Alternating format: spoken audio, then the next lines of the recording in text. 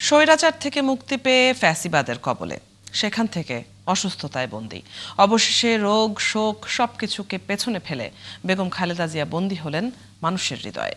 1990 সালে গণতন্ত্র উত্তরণের গণমানুষের আপোষহীন নেত্রী বেগম জিয়ার মৃত্যুর সাথে সাথে শেষ হলো বাংলাদেশের রাজনীতির একটি অধ্যায়। সুমনা সুমির প্রতিবেদন। সাল 2025, 31 ডিসেম্বর। বছরের শেষ দিনে রাজধানীর বুকে জনসমুদ্র। 215 একর জমির ওপর গর্বে মাথা উঁচু করে দাঁড়িয়ে থাকা বাংলাদেশের সার্বভৌমত্ব ও গণতন্ত্রের প্রতীক। জাতীয় সংসদ ঘিরে এই জনস্রোত।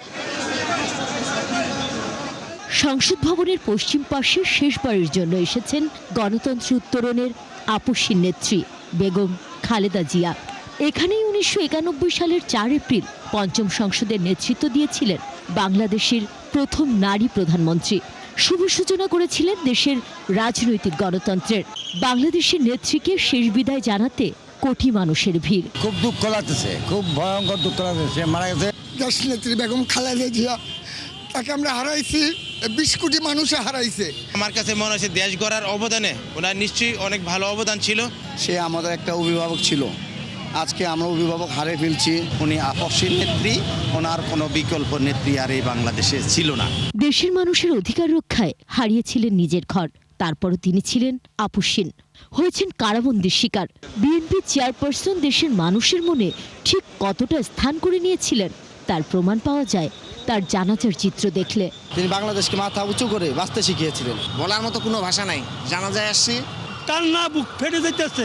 তো আপোষহীন হিসেবে উনি রয়ে গেলেন চিরজীবন। আসলে কারাগার জীবন থেকে নিয়ে ওনার জীবনটাই সংগ্রামে গিয়েছে। সবাই যেন একসাথে মিলেমিশে থাকতে পারি এবং দেশনেত্রীর মতো উদার মনের হতে পারি আমরা। উনি একটা ভাষণে বলছিল যে এই দেশ হচ্ছে আমার অন্য কোনো যাওয়ার জায়গা নাই। এই কথাটা আমাকে একদম স্পর্শ করে গেছে। মানুষকে যে আল্লাহ কত সম্মান দিতে পারে, এই পৃথিবীর মানুষকে আল্লাহ পাকে দেখাই দিল। দলীয় নেতৃত্বের 35 বছরে তিনি কেবল গণতন্ত্রের প্রতি প্রতিশ্রুতিবদ্ধ ছিলেন না, বরং দেশের স্বাধীনতা, সার্বভৌমত্ব ও মর্যাদাকে হুমকির মুখে ফেলা আধিপত্যবাদের বিরুদ্ধে ব্যাপক ঝুঁকি সত্ত্বেও ছিলেন সোচ্চার।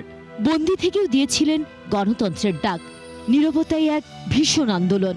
জীবদ্দশায় বলেছিলেন এ দেশ ছাড়া তার যাবার কোনো জায়গা নেই।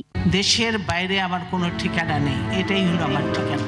80 বছরের জীবনে যে নারী কখনোই মাথা নোয়াননি, তার শেষ যাত্রায় এক ভিড় প্রত্যাশিতই ছিল।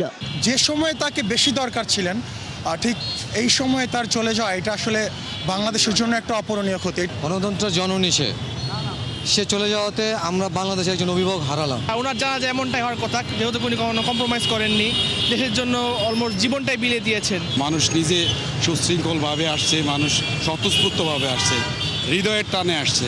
এ যেন মৃত্যু নয়, এক মহিয়সী নারীর আপোষহীন গল্পের অসমাপ্ত কাহিনী। কালের সাক্ষী হল 2025, 31 ডিসেম্বর।